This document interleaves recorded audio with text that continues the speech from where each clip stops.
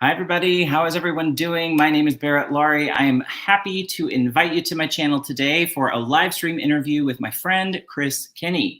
Before we get into all that, I'm going to give a quick breakdown of how this works. So the first half of the interview is mine. It's going to be my questions and my time. In the middle, we're going to have a short rapid fire questions section. And then we end with questions from the audience in live chat. So please denote all of your questions with a Q so I can find them easily. Also, this is a show about writers and author entrepreneurs. So if any of you would like to join me for the last few spots I have left in this series, let me know and I will shoot you a link to get signed up with me. I'm going to real quick run through our chat and catch up with everyone here before I tell you about Chris. So it opened up with Nana and I talking back and forth to one another. Chris said a thank you to everyone for showing up, and I appreciate it. Maggie is here. Hello, Maggie. Thanks for coming by. Eva's here. I appreciate you. Richard Holiday, as he promised me he'd be here. Rachel Terry, thanks for coming. Dan Hook, welcome. You're a new face here. Welcome. Good to see you. Just Eva is chatting away over here. And guys, I'm going to, oh, Bethany Votaw made it. Thanks for coming, Bethany. We appreciate you. And Colin Clark, the man, the myth, the legend. I am going to switch over and we are going to start talking about our guest of the day. That is Chris Kinney. So Chris is a London-based author who has had a passion for writing ever since he was a kid. This joy has existed alongside a pursuit in physical activity, from playing competitive sports like football to bodybuilding. In recent times, these worlds have combined as Chris has written 2 fitness books, the Prep Diaries, A Candid Bodybuilding Journey, and the Body Transformation Blueprint, 12 Weeks to a New You. Chris has applied the knowledge that he has gained over the years to these books with the goal to simply help out others like him. Those who lack confidence or who are not sure how or where to begin, and ultimately who want to become the best version of themselves. Since then, Chris has penned 2 fiction stories, a romantic tale called The Love Story, and the first sci-fi book in a trilogy called Original Earth Chronicles, The Golden Pyramid. And with that, I'm going to welcome my guest, Chris Kinney. Chris, welcome. Hey, thank you so much for having me. And guys, thank you all for joining us tonight or today, if you're in the States. Right. Yeah, so thank you for the warm welcome. Really glad to be here.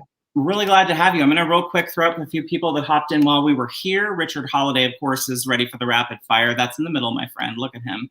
Morgan Lee is here. Good to have you. Aphrodite Lee, thank you for coming. Colin Clark, Just Eva, Dan Hook. Yes, look at all this. Oh, lots of love for you. You're really getting it tonight. Oh, a new friend of mine, BB Black Biker Chick. Welcome. Glad to see you. All right, guys, I am going to turn it over to Chris. We're going to talk a little bit. We will be back to your comments in just a bit, so keep them coming. If you have questions, put a Q in front of them for me. It helps me figure out where I'm at in the process on the questions. So, Chris, welcome. Tell me whatever you're comfortable with about your life outside of the writing world. Well, I am going to go on a journey. It's going to be story time with Chris. We're going to go all the way back. And if I'm boring you, just mute me and we can skip. But yes, it all started way back when. So as a child, I was very kind of sporty, mainly into football, bit of basketball, very kind of competitive in nature. So I won some trophies. And this would later kind of really influence my later decisions to go on to compete in bodybuilding, which we'll get to. Then as an adolescent, I became obsessed with video games, one in particular called Counter-Strike. Shout out to anyone who's played that. And yeah, I got to the point where I would call myself semi-pro, in that I was getting sponsored with kind of like free stuff, like to do with the game. I wasn't getting a salary though, so not that good. And the relevancy here is that I got to that level. I was just following people and watching what they did, and really kind of trying to base myself off them and put my own spin on it. And this is kind of like what I would do in football, bodybuilding, and eventually writing. So it's all kind of relevant. So I was playing football 2021 and boom, snapped my cruciate ligament and my medial ligament. So I was out for like a year. No football, no sport, nothing. So I was kind of drifting through life, to tell you the truth. Yeah. I just started to go to work as well. I didn't go to university. I didn't have like a higher education. So I was kind of at a bit of a point in my life. I was like, what am I doing? You know? So I kind of got into fitness kind of by proxy after that injury, because I was told to kind of rehab it through physical education, through the gym, right? And I never did it. I was like, no, I don't need a gym. And it kind of took me like a year or two to actually go to the gym. And I kind of got pulled in through different friends, and I kind of saw the environment, and I was like, at the time, really insecure. You know, I was really insecure. I was really skinny. I couldn't really talk to like girls that well. I couldn't socialize that well, and just lacking in confidence, right? Yeah. I kind of saw the bodybuilding. What was this age, Chris? How old were you at this age? This was kind of 23, 24. Okay. So yeah, and as I said, I was at a bit of a crossroads. I was like, I don't know what to do, and life was kind of just drifting along almost, like even my job. And then yes, I found the gym. I found this whole new world, this whole new outlook on life. You know, to kind of work hard, you get results. You know, this is where you want to be. How do you get there? Work hard. You keep going every single day, rep after rep, all that kind of stuff. And I promise this is relevant to writing, guys. I'm not just waffling for the sake of it. So then my world started opening up a bit. I started, you know, my job got better because I was working harder. Surprise, surprise. Got promotions. Started, you know, seeing the world a little bit more. Rediscovered a love for WWE wrestling. Yep. I know, that's my dirty little secret. We all have a guilty pleasure. We all have a guilty pleasure. I know, right? And all of that kind of combined into this big cauldron kind of mixing pot that said to me, you know what? See those guys on stage walking around in their pants? I want to do that. Why not? So 2016, I said, in 2018, I'm going to compete. And that means going on stage, getting fake tan, getting lean, and as I say, the aforementioned real skimpy pants. So yeah, that was my kind of dream for some reason. I mean, I know a lot of people who that was their dream, but hey, it's a dream. You know, I can't knock it, right? I don't know. So, let me ask you this: so the going to the gym part for you, was that more about rehabilitating yourself, or is it more about a confidence booster for yourself? Like, what was that for you? You know, it started off as a kind of rehabilitation, and then it kind of drifted into a confidence booster. I didn't know I would get, you know, it just kind of happened. And you know, it's going to sound so vain saying this, but like the more results I saw, the better I started to feel. And it gave me that confidence to be more outspoken, to go for job opportunities, you know, to just come out of my comfort zone. Talk to the girl. I promise. Yeah, and I promise this is coming back to writing, okay? This is the part not about writing. You're totally clear. Yeah. So we've got all this kind of simmering away in the background. And then, so we're now in 2017. So I've already said I'm going to compete 2018. Yep. 2017, I needed a bit more kind of income to support what was going on in my life at the time. And so I was like, what do I like doing? I like writing, but I've not touched writing since, I don't know, like I was about 12, you know? And at this point, I'm, God, what am I, 26, 27? So it's been a long time. I've not written anything really. So I started taking these little freelance jobs on a site called Upwork. Don't know if you've heard of that. Yeah, I have. And it was writing these articles. They were so like, buy the best bag now. And it was like comparing all these different bags, and it was so like ticking the box. Yeah.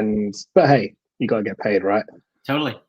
And I was doing this, and this is where I'm going to shout out my dear friend Richard Holiday.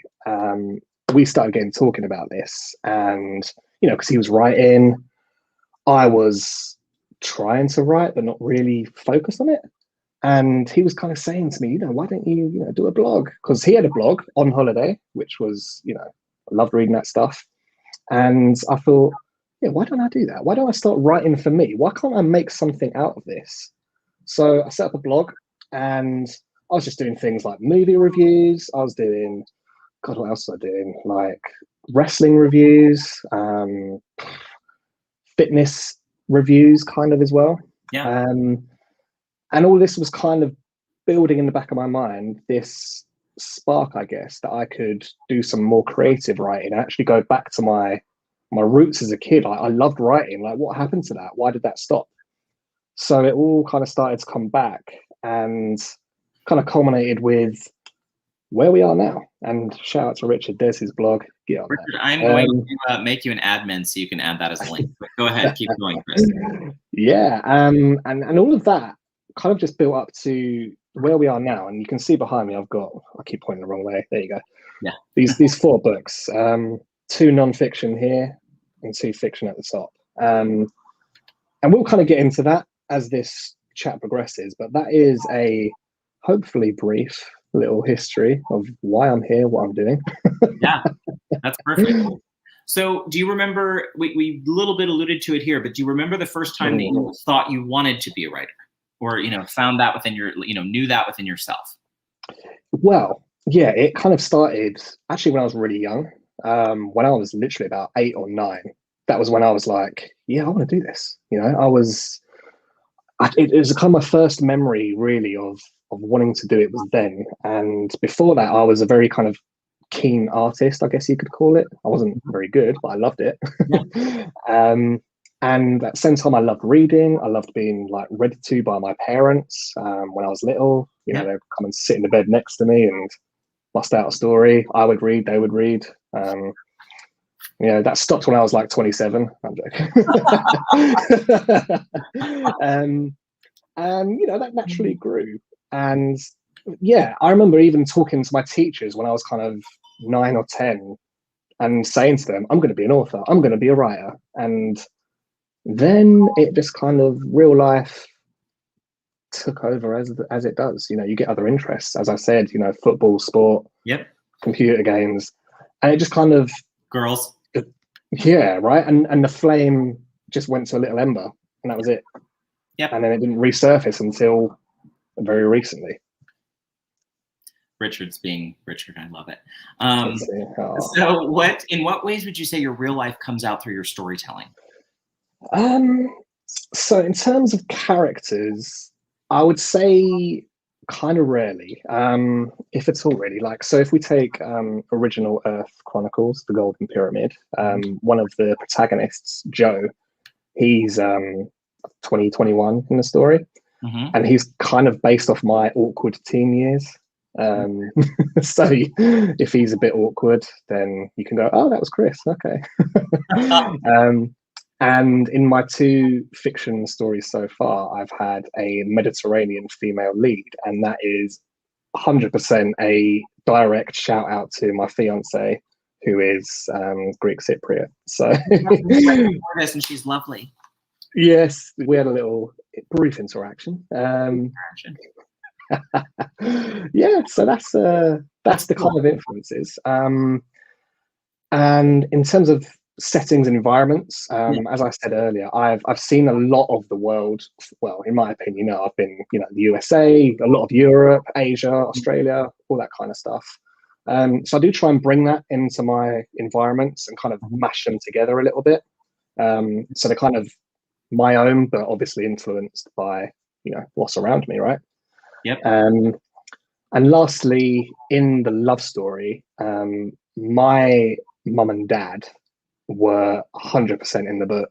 The main character, John, don't even know my own books. John, his mum and dad are they're just like copies of my mum and dad, and that's quite a nice, little homage to them. So yeah. Well, that's cool. I need to ask you one more about. You're getting lots of love in the chat. Sorry, that's why I kept getting distracted because everybody's loving on you. What was the first story you remember telling? Not necessarily writing, but telling, like as a little person. So it's kind of like another long-winded answer, guys. I do apologize, but here we go. So I was about 9 years old, roughly. And I remember the school I was at entered me into this like national competition for writing. And I was the only kid from the school picked. And the subject was something like write about something real and amazing that happened to you. And, at 9 years old, what the hell's going to happen to you at 9, right? But by that point, I'd been to Australia the year before to see family out there. So I wrote about that. To me, that was amazing. Yeah. And I actually remember my mum was helping me because it's really interesting. I always used to write stories in first person, like, you know, I did this, I did that. And now I'm always, you know, third person narrative. And I just remember I was writing it in first person. My mum was like, no, don't do it like that. Do it like third person. Da, da, da, da. And I got a bit salty at the time. I was like, oh God, why is she taking over my story? And that's, you know what, I obviously didn't win because I've got no trophy or certificate anywhere. So I didn't win anything. So I blame her for that. You won getting to go. I mean, hey, you were the only one from your school. So. Well, you know, that's what I was told. So that could have been a lie as well. Who knows? It's all a lie. It all comes out tonight. We're all in the system. It's the Matrix, right? Yeah, your mom is my next guest. So, all right, we're going to shift and talk about Original Earth Chronicles, which I dubbed in our emails back and forth OEC, the Crimson Square. Are you ready? I'm going to read the blurb, and then we'll talk a bit about it on the flip side. The future can change the past. It should have been the greatest moment of their lives. Instead, when Joe and Louisa discover the Golden Pyramid, their world turned upside down. Finding themselves several years in the future, planet Earth has been decimated. Few survivors are left, and time is running out. Now, on the brink of extinction, there is only one hope. The Crimson Square is said to be the gateway that connects this planet with original Earth. If it can be found, then it could change everything. Knowing this, Joe and Louisa must travel through hostile lands. Friends are scarce, enemies are everywhere, and there is someone who will never stop hunting them, no matter where or when they go. In a race against time, can the Crimson Square be found before it's too late and the world is thrust into darkness forever? Wow, so what inspired the book? Take it away. Okay, so welcome back to Story Time with me, and we're going back to 2017. So this is going to sound so corny and cliche, but one of the characters in Golden Pyramid, Ulrich Korfminer, I had a dream about him, no joke. And the prologue to Golden Pyramid is pretty much how my dream went. And it was the most vivid dream I've ever had. And I remember people calling this name Ulrich Korfminer. And I woke up like, oh my God, what was that? Ran to my Google machine, AKA laptop, thumped in his name, Ulrich Korfminer, broke the keys, no results. And I thought, I could be on something here. So that was 2017, before I was actually writing anything. This was even just pre-blog days. So I just kind of parked that idea and decided, you know, God, when did I start Golden Pyramid? Like December, January, just gone. I was like, right, let's dig this out. Let's make this a series. So I had this character, Ulrich, and with that, time travel has always fascinated me. So I wanted to kind of put that in there. And there's places that these characters go that have, you know, historical significance, and from, you know, mythology, from real life. And I kind of wanted to, you know, explore that in book one. And, you know, obviously put my own spin on things, blah, blah, blah. So for book two, the one we're talking about now, Crimson Square, it's all about taking things, you know, to the next level. So if you've read book one, you know how it ended. Book two finishes, boom, right where we left off. And it's kind of how our characters are going to develop from that. And yeah, that's kind of how I came up with it, you know? I'm interested in that. Lots of folks in the chat are saying the same thing about dreams. I think a lot of us have had that moment of where we're having a dream and you're like, wow, you're moved by it. But you said something that Richard talked about that I think is really important. And sometimes you just got to get it out of your head. I don't know a writer that doesn't know this feeling of like, there's the story in there and it's like, it's got to get out. And if you don't, like my husband knows this well when he's like, it's a story, isn't it? And I'm like, yeah, I love you, but like not now. So I'll see you later. Get out. So, you know, like that I feel on a deep level. So I love that answer. I think that's really, really genuine. So talk to me a little bit about your characters, especially your mains. So talk to me about how you developed them, and what did that look like for your first story, and then kind of thinking into the future, because I'm assuming you're thinking to yourself, there's going to be story 2 and 3, right? It's trilogy, did you say? That's, yeah, spot on. It's going to be a trilogy, and I always kind of envisioned it as a trilogy just through the way that I want each book to finish. I want it to always finish on a like what, and therefore carry the story on, right? So going back to how did the characters come around? So I've spoken about Ulrich, who's like the big bad. He went through actually several iterations. At first, he was like a real kind of skinny guy in like a suit with glasses and a real like neat haircut. And then he went to like a huge bodybuilder, like kind of Dolph Lundgren, Rocky 4, you know, the blonde flat top. And I kind of eventually settled on kind of merging those concepts. So it's kind of like a tallish guy, muscular, but very kind of slick, and you know, he's got a British accent. Okay, where's he actually from? He was going to be a former KGB agent, but I cut that because it just got a bit too like, oh my God, what hasn't this guy done? You know, it was just a bit too much. I dated him in the 2010s, and he didn't do all those things. There you go. He was the regional manager for Hux. It's a gas station. Anyway, go ahead. That's my story. You tell yours. You tell yours. I think we need more of story time with Barrett. So, you know. Yeah, then the two protagonists. So I decided right from the off, I wanted two kind of young protagonists, because I wanted this book to be accessible for like young adult, even younger. Like there's no swearing in it at all. So I just wanted it to be real family friendly. Unlike the love story. Ooh, yeah, that's no. Love story has some language in it, does it? It's got some colourful language, much like me in real life. I'm keeping a lid on it right now. We like colourful language here. We believe in it. Well, that's very good. Yeah, so Joe and Louisa, my two protagonists. I wanted them to be kind of relatable, every people, you know, like you can kind of see yourself in them. And I also wanted them to have like an instant kind of chemistry and attraction, because I did want an undercurrent of love throughout this. It's like, it's an action, it's a sci-fi, but there's romance there. And, you know, I wanted that to kind of come through.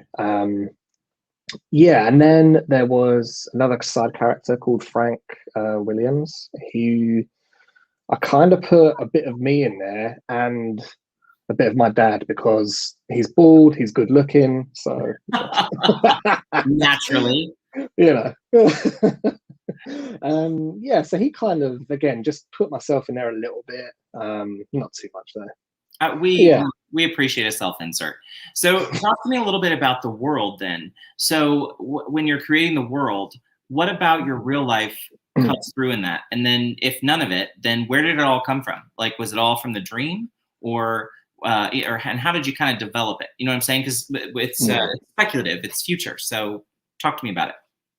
Yeah, I mean, because we've got this time travel element, it gives me a kind of, you know, Pandora's box, in that I can go anywhere and do what I want. But at the same time, you kind of got to be careful not to go too mad and too like out there. So without kind of spoiling book 1 or 2, there's real world locations that are kind of based on where I've been around kind of London.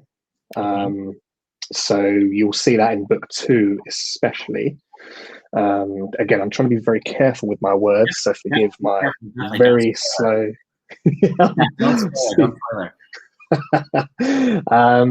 Book 1, you've got, as I've said before, you're kind of in these different historical time, these places, and that was just based on, I've always loved history, to tell you the truth, and I've always been fascinated with certain areas, and you'll kind of see that in the book. And again, it was kind of, you know, I did my research in terms of making sure things made sense, but obviously it's a story, so I can kind of get away with saying what I want. to a certain degree. Yeah. Yeah, so that's kind of how I got the areas, and then there's, I don't think I can actually say. That's okay. Save it. I'm going to tell everybody right now, we're getting to the question that made Chris a little nervous. So did you, I guess you probably haven't memorized the outline like I have. That's weird. Whatever, that's fine. Next time. So the next thing we're going to talk about is the elevator pitch, which you were nervous about, but like, it was good. So everybody get ready, because Chris is going to, like, I'm handing the mic over completely to take over with your elevator pitch. Go for it. Thank you. Drum roll, please. Give me that mic. Here we go. Hot fire coming your way. Right. So, in a not so distant future, Earth is in ruins because of what happened when two young archaeologists stumbled on the greatest discovery the world had ever seen. Now, the future can change the past. The hopes of a dying planet rest on their shoulders, but time is running out. In the second chapter of the original Earth Chronicles, everything will change. Boom! There you go. Boom. So come on, give him feedback in the chat, folks. What do we think of the elevator pitch? Do we love it? What do we love? What do we think's great? Give him some love in the feedback. And be honest, guys. Yeah. You're gonna. I got a dumb, which is that's definitely what we were looking for. It was like we want the sense of dread. We want you to be like, what's happening? So talk to me about your writing process for this novel. How long did it take you to write it? Okay, well, this has been a real unusual writing process. So normally, I've only written 4 books, right? But I'm kind of I'm sorry, 4 months. Only 4 books. I love that. I've only written 4 books. Well, these 2 fitness ones, they're like little pamphlets, guys. So don't get too excited. Well, they count. Go ahead. So normally it takes me roughly 4 months from first draft, first letter to live on Amazon. And that's kind of my thing. I want to try and get 4 books a year, ideally. But I'll be honest, with this novel, it was really difficult. I lost my dad 6 months ago. Oh, I'm so sorry.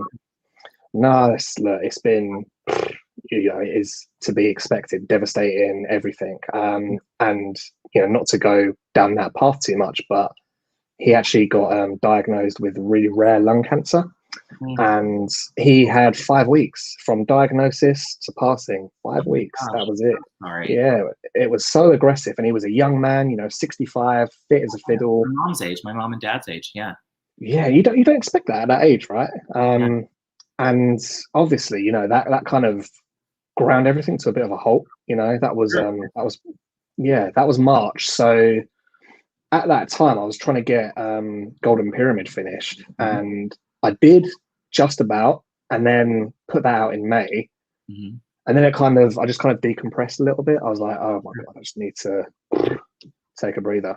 Yeah. So then I wrote the first draft for Crimson Square.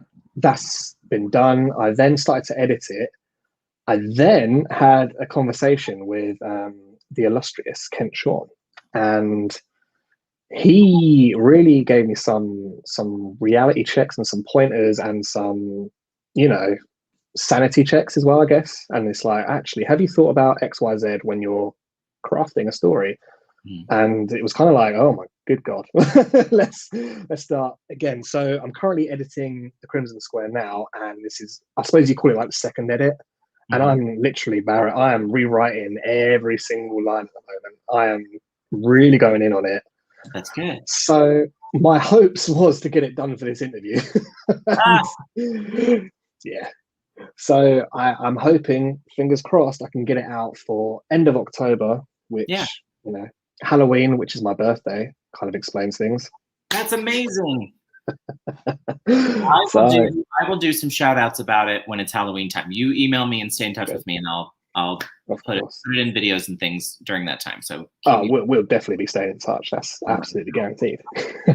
Okay, so talk to me then. So about 4 months. So would you say that when you were working on the story, did you plot it out? Were you plotting it out, or were you kind of just going with where you? Because you said Kent picked up on things, so that makes me wonder. Like, did you have it plotted, or were you kind of just going with it? And then Yeah, I'm laughing because I know. I love that we took it from the tragic moment to, okay, so Kent tore you to shreds. Let's talk about that. let's get to that. Sorry, guys. I'm not Oprah. So go ahead. Okay, so I've got a love story. I keep pointing the wrong way. Love story up there. Yep.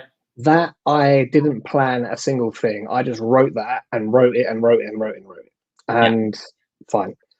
For Golden Pyramid, I vaguely planned. I wrote like a brief outline of the whole story, which was like this much text. It was just so basic. An abridged synopsis, if you will. Completely that. You know, you're talking 3 or 4 lines, right?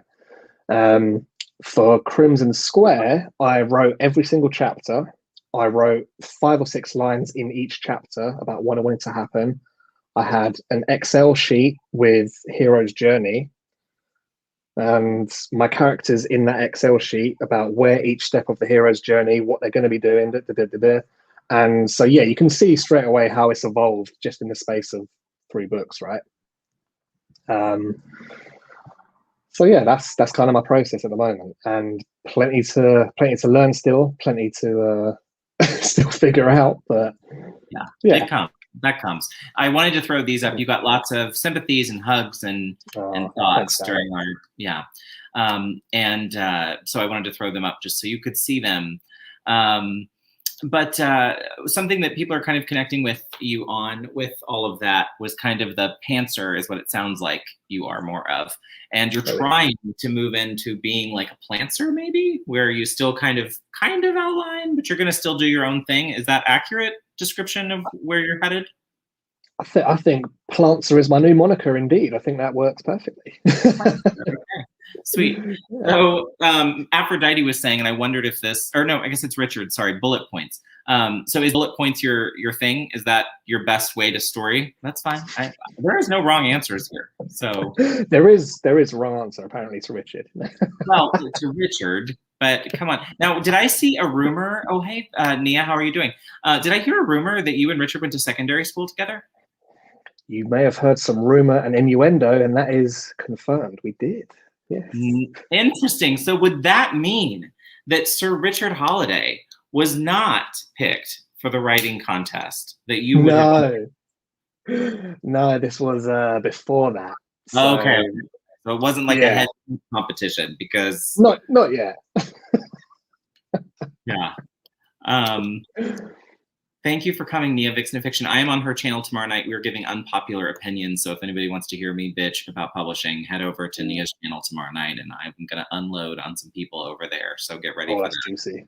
You're welcome. Right in the middle. I like to, drop something fresh on you right in the middle. So, okay, tell me this. What would you say surprised you most about your publishing process? I think, so this is going to get very kind of granular detail, but for the love story, I was publishing to Amazon, and anyone who's published on Amazon knows you can put keywords in there. And I was putting these keywords in that I thought were going to land me 1 million sales. Spoiler alert, it hasn't yet. Oh, come on. 900,000 is close enough. Well, I don't want to brag, Barrett. Come on. And I think one of them was like love story, right? And my book's called The Love Story. And my dumbass was like, oh, that'll be fine. And no, it wouldn't upload. And here's the kicker. I didn't get an email from Amazon saying why it wasn't being uploaded. And I had about 5 or 6 calls with the customer service, who, to be fair to them, they were very responsive. You ask for like a callback, and within like minutes, boom, they were on the phone. And eventually we got down to it, and you need to change your keywords. So I was like, oh man. So that kind of surprised me in that I thought you could just go with whatever, just verbal diarrhea into the keyword boxes and hope for the best. So yeah, that surprised me. Marketing. This is funny. Richard Holiday says Jeff Bezos is too busy laughing from his giant pile of money. And that's accurate. Well, I do the same thing. He's trying to get Chris to give a shit about book layout. I don't know if I ever will, but Why start now? yeah. Oh, that's hilarious. What would you Um, say? What would you say is the worst thing about Amazon in your experience with them so far? Like, what's been the most biggest problem for you? um,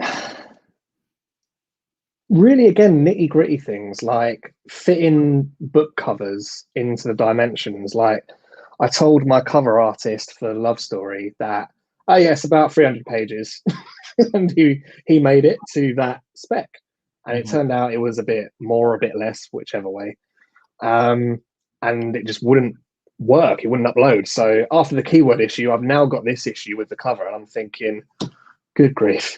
You know. But honestly, on the whole, it's quite simple to deal with Amazon publishing, That's to good be to know. honest. That's good to know, actually. Yeah. That's cool. All right, folks, we're going to shift gears. So get ready because it's time to talk about the love story and the Golden Pyramid. So what can you tell us about the Golden Pyramid that we haven't talked about already? Like, can you give us a taster of what that story is about to lead into the book coming out at the end of the month? Yes, and I'm going to try and do it in a non-spoiler way. So we start with two young archaeologists in Egypt, and they're kind of in the middle of nowhere, and they're kind of bumming around. And then that changes in a flash. That's probably about as much as I can say. Um, and before that, you've got the whole prologue with, I could talk about the prologue because it is a prologue. You've got the character Ulrich Korfminer. He's kind of marching solo through somewhere. He is merciless. He's killing. He's really efficient at it. He's really kind of unstoppable. Kind of think Terminator vibes, and you're kind of thinking, "Whoa, what's he doing here? What's he want?" And then that kind of stops. Then you're into the first chapter, and yeah, it kind of just. Oh, I just saw that Richard Holiday joke. Good lord. I love him. You go. So yeah, that is. I know that's a very brief kind of overview of Golden Pyramid, but it's probably about as much as I can say without spoiler. Yeah, that's good. What would you say was harder, book one or book two, writing wise, drafting wise? It's hard to kind of say because obviously with my personal life issues going on, I'm trying to separate that stuff from the actual writing process. I think it was probably harder writing this current book now because I've kind of set the scene almost in book one, and it's like you've got everything's happened, that's been a story. Okay, well, how do you top it? How do you improve it? How do you get better? So it's kind of elevating it, but not to like ridiculous levels where things become too like out there and too just like, oh, come on, Yep. So I'm trying to keep it grounded, but escalate. Sure. So I think book two is harder. I mean, they always say that the second album's harder, right? In music. Always. So. Well, especially if your first one you're happy with, because then it's like you never quite, I mean, do you ever really hit the same, feel the same level of, I wouldn't know. Nothing's been published yet. Not bitter about it. Okay. So what can you tell me about the love story? So first of all, I'm fascinated. So was this your first foray into fiction? Was the love story was actually your first fiction release? That's correct. Yep. Love Story was the first fiction release. Love it. Totally. And romance. Like, tell me, was it just a money grab? You were just like, I know it's where all the money is. Like, I'm going for it. Like, what? Talk to me about romance. Like, what? Not that I'm not saying you don't seem very romantic. Well, yeah. Well, I got down to my last 10 million in my bank account, and I thought I need to top that up. As you do. Real life problems we all have. Yep. I wish. No, I mean, I'd done the two fitness. I keep pointing the wrong way. The two fitness books, and we'll get to them. Yes. And I was kind of sitting there, and this was during lockdown, which we've all experienced lockdown, and I know several writers have kind of been born through lockdown, right? And I was sitting there with my now fiance, and she was like, "Why don't you just write this kind of like love story, and just kind of tell a story about kind of similar to us, but base it on us." And it was kind of like a joke. So I started writing like our kind of story. Yeah. And then I was like, actually, this might be something. So I tore that up because I was like, I can't write our story because you can't do that. Right. So I started again, and I had this idea of two people who would be instantly attracted to each other, but then real life keeps getting in the way. Shock horror. And they kind of diverge. Are they going to come back? I'm doing all these hand movements, and who knows? See, look, Benjamin gets it. The last, 100%. Last 326 million, and had to sell his private island.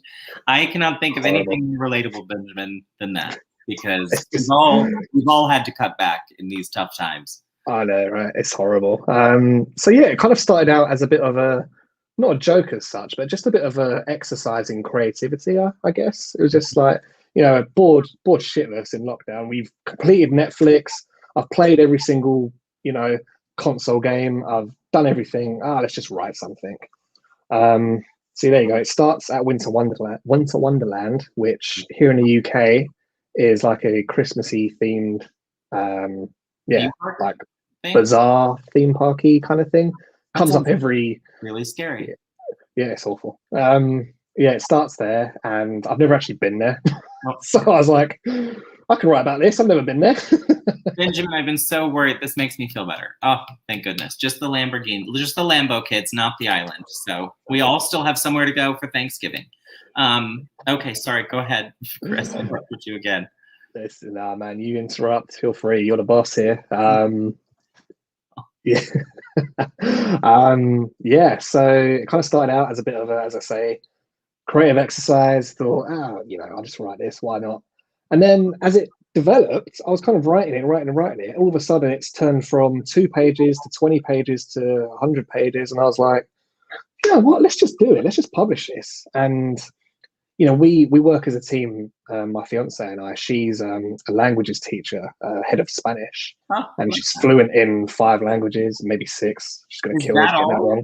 I know, pathetic. Such an underachiever. Okay, go ahead. So she does my editing because she's got a real grasp on language that I would just never ever get, like syntax and all that kind of stuff that goes way over my head.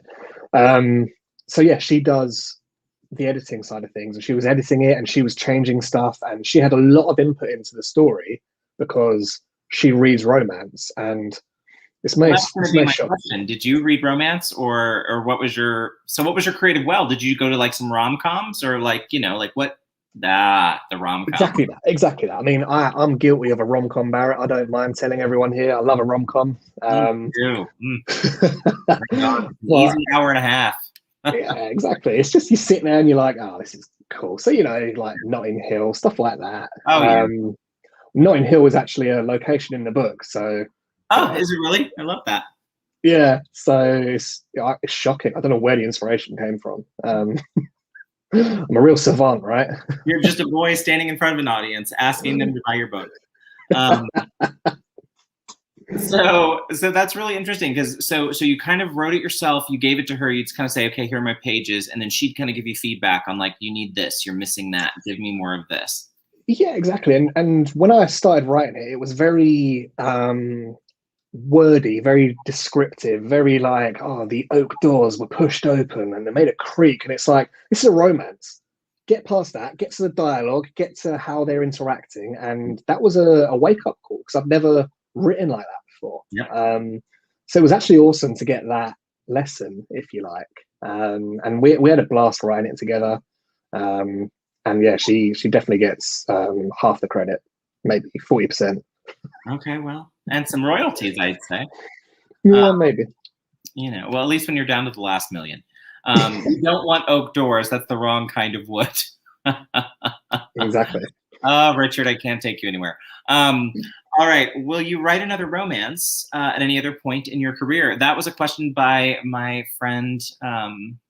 Let's go ahead and answer. I'll pull it up. Victoria Wren up here, and I'm going to put it on the screen. Hey. Very good question. And I actually do, an idea hit me the other day, which I actually shared with Richard Holiday. You know, we talk You'll constantly. steal it and run with it. You chose Oh, the wrong people, Chris. I know. I did think that actually, so I might have to hunt him down. But yeah, the answer is actually yes. However, long term, I plan on doing another sci-fi series first. So that might be skipping ahead a question or two, but yeah, no, that's the fine. plan. I'm all about it. I'm going to put some of these up here for you to see. People are loving your romance. I love romance. The steamier, the better. Is there steam in yours? What's the steam level? The steam level is not even fizzling out the grate. It's very clean in that respect. The best comment I've ever had in one of my there you go. 8 languages, and I do all the royalties. Yes, Queen. You and I would be friends in real life, Amelia. We would be friends. Let me help find you a barrister. Okay, so what? So then, tell me this: if you were to consider doing romance again, would you ever co-write with your fiance, soon to be your wife? Like, would you guys ever consider that, like a co-write situation? Yeah, I mean, I'm not going to try and lie, especially now that I know she's watching. We basically did, to be honest. You know, there was lots of sections in there, especially the dialogue sections. She really had an input and rewrote a lot of pages and just made it much better, you know? Yeah. So, yeah. Well, especially if she's a reader in the genre. You know what I mean? That's exactly. Cool. I mean, that's like having an alpha with you as you go that kind of knows the whole thing. So I love that. Yeah. All right, that's really cool. So sorry, I cut you off on the steam factor. So 1 to 10, what would you give it? Probably as low as a 2. Yeah, it's clean. Oh, you're moving over here. Come on over. I've can't leave my house, so I'm moving all my friends in. 2 weeks of quarantine and you're in. Okay, so where can everybody purchase your titles? Is everything on Amazon? Everything's on Amazon, indeed. I've got an author page set up on there. Chris Kenny is the author name. Me. Yeah, and it's in the description box below, everyone, too. So if you're looking for it, look in the description box. And I think our friend Richard Holiday has put it in the chat as well. Oh, and then, so where can people find out about your upcoming future releases? Where's the best place for that?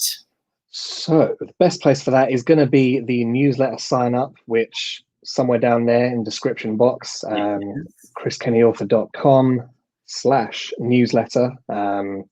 I try and publish it monthly, and there it is, like magic. And just like that, it looks. That is the sign up. Somehow it became me when it was supposed to be you. This is why. You just want all the attention, Barrett. I know.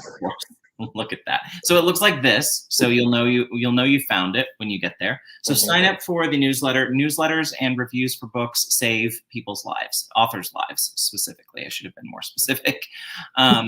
All right, the moment has come that we've all been waiting for. Several ladies mentioned it earlier. So Amelia, get ready for this. There are some admirers in the audience. Let's talk about those physical fitness books. Oh God. So apparently I put the description links up early and some people found the cover. So do you want to show them to the audience? And I'll just take away the full screen layout of our share screen. And you can show them what they came for. Ladies, cover reveal.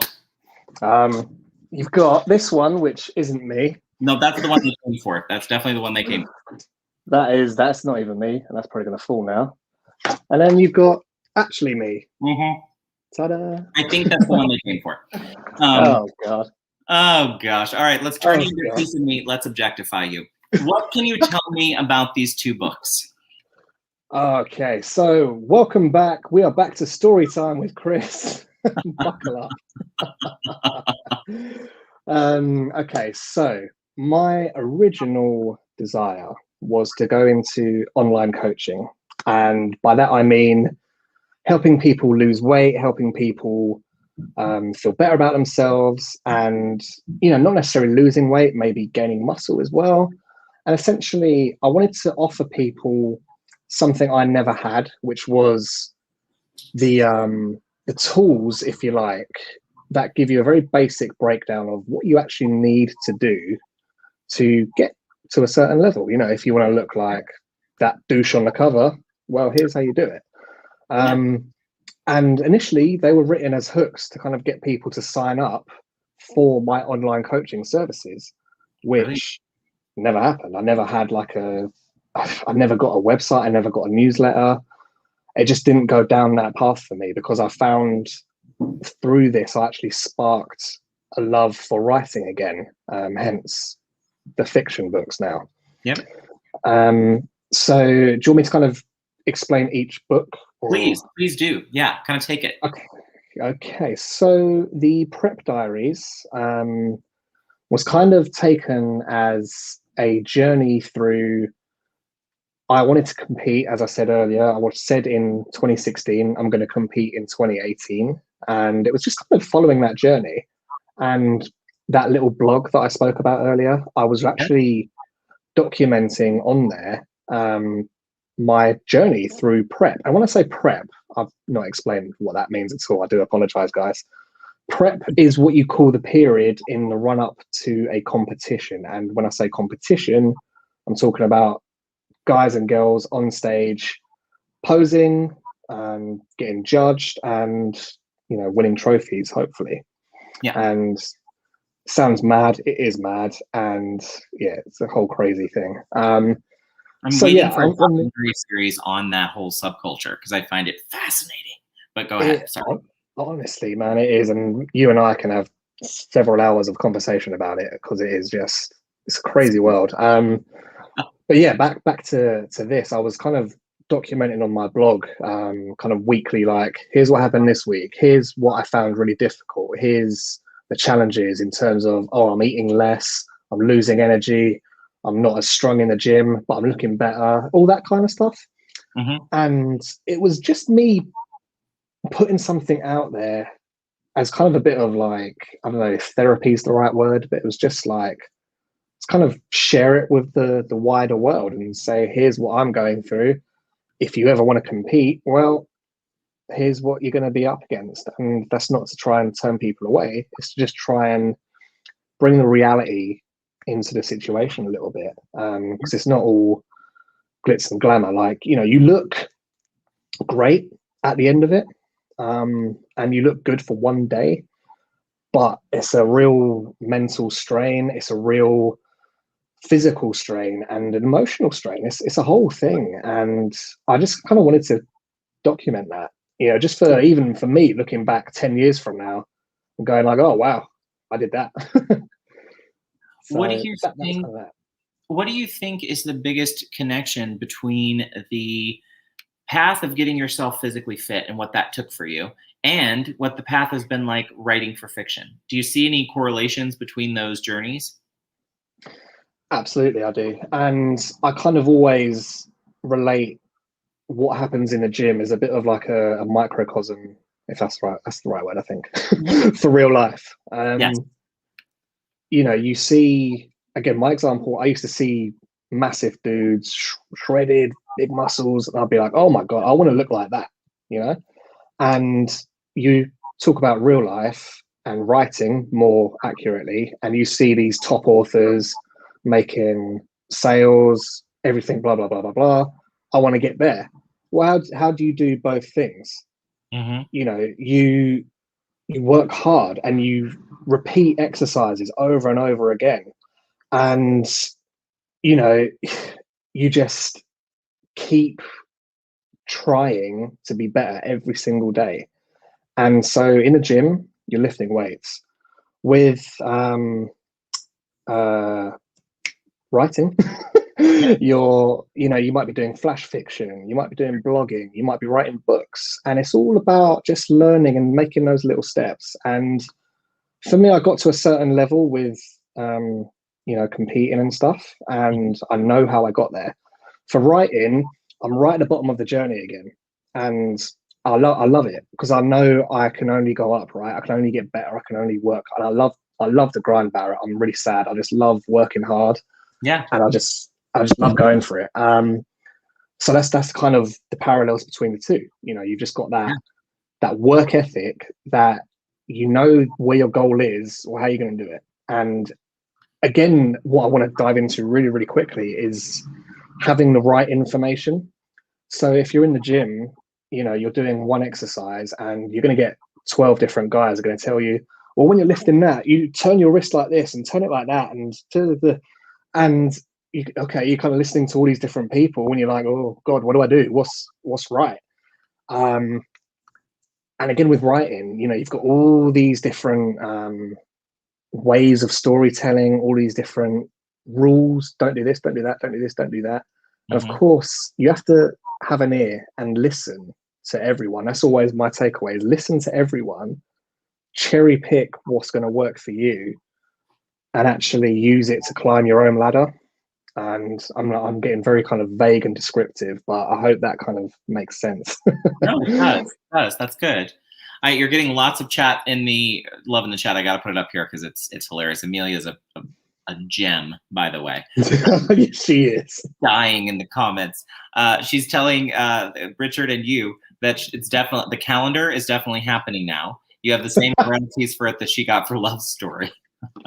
Which is 0, I think. Okay. Well, which I should tell you, I was going to advise this. If you were to ask me, like, what can I do to grow my author platform? Well, I'm just going to tell you right now, if you want to really grow that platform fast, thirst trap the hell out of your Instagram and you'll see it blow up. And then, you'll be, let me just say, get creative with the ways you can hold your books and like get your photos. And I'm betting you'll get some sales. I gotta be honest. I'm not quite the same guy. That's years of marketing. I'm just telling you, years of marketing tells me that's where. Listen, I'm not quite the same guy as I was on that cover. Let's just be. Lockdown has not been kind to me. Let's just say that.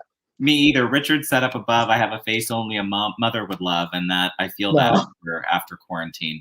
I'm just going to do a quick craft question, then we're going to switch to rapid fire, and then we'll come back to a few craft questions after. Awesome. So for those who are wondering why I'm switching things around, it's just to keep us in a timely fashion. So we talked a little beforehand about craft isn't like a super deep thing we're going to dive into, so I'm just going to hit one of my favorite craft questions before we switch to the other side, and that is, what do you think is your writing kryptonite? So like, what is the thing that can kill your creativity in an instant? Oh my God, it's distractions, man. And that can be anything from picking up my phone and going, oh yeah, let's just scroll through Instagram or Reddit or whatever, to something as absolutely ridiculous as I look out the window and I'm just staring at nothing. I'm just like, oh, okay. And it's just, what am I doing? Yeah. That is my kryptonite. And for me, it's about really kind of just putting those distractions away, clearing the desk, just getting yourself focused in that mindset. Yep. And again, same thing at the gym. This is how, you go to the gym, you leave your phone in your bag, you got your drink, that's all you need. Yep. Go for it. Do your weights, an hour, boom, out. So, yeah. Okay. I'm loving that answer. That's good. We will circle back to craft because somebody, I think it was Richard, asked you about craft in the chat. So we will get back to it. So my favorite part of these whole interviews is always the rapid fire. I'm going to ask you 16 questions. The goal here is to just kind of give me the first thing that pops in your head. Don't think too much about it. And if you can keep under 2 words, that's like the best. So tell me when you're ready. I'm going to switch to full screen for you, which then everybody can really see you nervous. And everybody in chat, answer your questions as we go. Are you ready, Chris? Yes. Okay. What is your best virtue? Hard work. What is your latest obsession? Ooh, wrestling. Okay. What was the last book you loved? Oh man. Last book I loved, sorry. Loved. I'm going to say probably Nightmare Tenant, Richard Holiday. You know what's funny? I almost worded this to be, and why was it Nightmare Tenant by Richard Holiday? And I now regret it. Okay, what was your favorite word? Word? Oh, just word in general. Ornate. Oh, that's a good one. What is your least favorite word? I've got so many. Hummed, trilled. Oh, okay. Those are new ones. Favorite curse word? Begins with C, and I won't say it here. Ah, okay. Ooh, that's spicy. All right. What annoys you the most? Running out of time. What sin are you the most likely to forgive? Gluttony. Oh, forgive. Yeah, gluttony. I'll forgive gluttony. What sin are you most likely to be guilty of? Gluttony. Okay.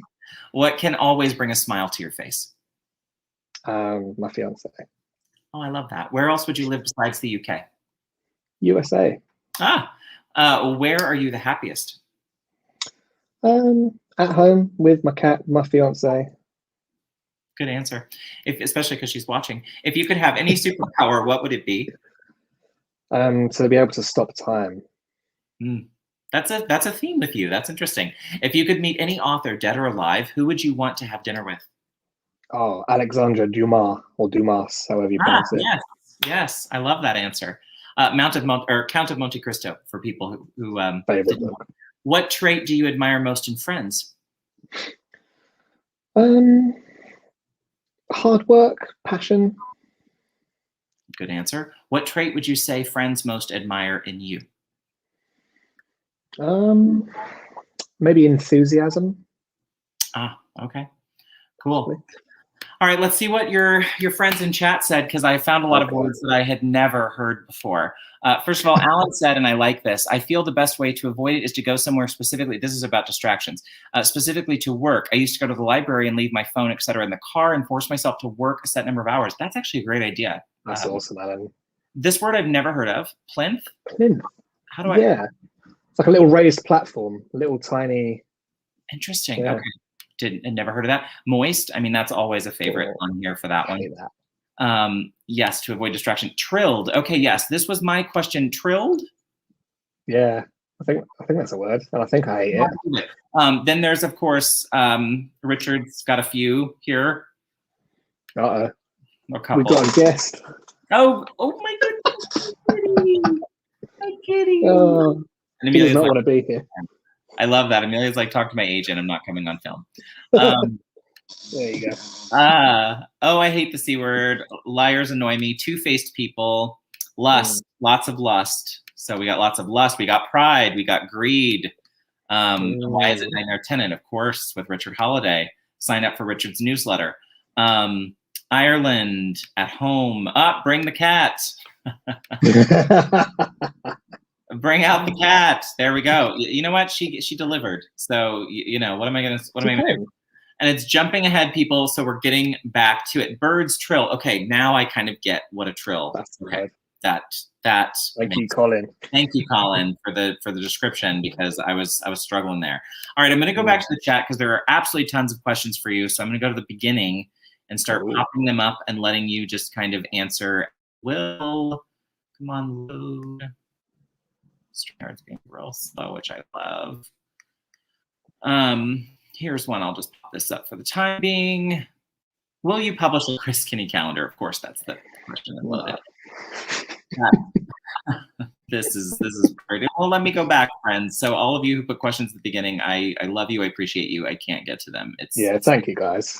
We appreciate you. Thank you for coming. Question, what do you think about the Reddit and Twitter accounts, Men Writing Women, that mocks men writing romantic scenes? I haven't heard of this. Have you? I have not heard of this. Okay. Wow. Interesting. So it's a Reddit and Twitter accounts, Men Writing Women, that mocks men writing romantic scenes. I haven't heard of this phenomenon, Maggie. That's really interesting. I've got to check it out. I don't know. I suppose, look, you're always going to get hate from anywhere on the internet for anything, and it's kind of whatever. People are going to hate. Do you read your own reviews? Yes, I do. And I've got a funny story actually about one review in particular. Please. I got a 1-star review on The Love Story, and I was appalled, and I was like, oh my, what? So I went onto the person's profile and I saw that they were leaving 1-star reviews on everything. Yeah, and they were like huge books by, like, you know, Beth O'Leary, Marianne Keyes, like really popular romantic books, and I was just like, oh, okay. So you were like in your company. Well, I like to think so. I'd like to be a pound behind their bank balance, but never mind. Okay, Richard caught up with some questions, and Rachel Terry, thank you both. Thoughts on guys writing books not being seen as masculine thing? They went to an all-boys school. This literally could be a bromance queer drama that writes itself. But, okay. So thoughts on guys writing books and masculinity. Tell me your thoughts. What do you think? I think certainly when we were growing up, we being Richard and I in high school, I think creativity in writing books wasn't really ever explored. And I don't think it was the typical thing guys our age did. It was you play football, you play rugby. Even back then, video games, like you think how popular video games are now and everyone plays them. Back then it was like you were shunned. Like I remember I got ripped apart for playing video games so much. And it was like, oh man, I like it though. And yeah, I think, you kind of get led down a particular path, right? And people kind of expect a certain behavior, especially in those days. I'm talking, 15, 16 years ago. Right. Yeah, I think, you kind of do expect men to do men things. And that was kind of the way back then. Yeah. Unfortunately. I agree. I think I need more men writing romance stories. That's what I think. Rachel Terry says, when deciding between self-publishing and trad publishing, how did you know which was best for you? This is a great question. Thank you, Rachel. And for those of you who have a great channel, it's new, check her out. Go ahead. Sorry, my friend. Yeah, no problem, man. Great question. And for me, actually, it came down to time. I was looking at how do you get traditionally published? And it's like, okay, I was looking into it and you've got to get like an agent, they've got to then query it. And there was all these kind of steps, which I know nothing about, but there is someone to my left, right, who does. And yeah, check out Barrett's series on that. Awesome series. Thank you. Appreciate you.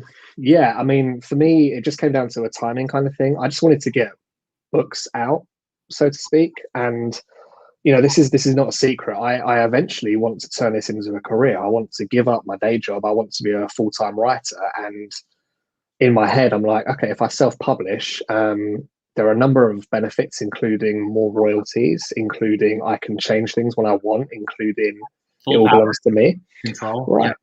However, saying that, I would still, the allure of being traditionally published is still awesome, right? You think you walk into a bookstore and there's your book and, oh man, it's got that little penguin symbol on it. Imagine that. That'd be awesome.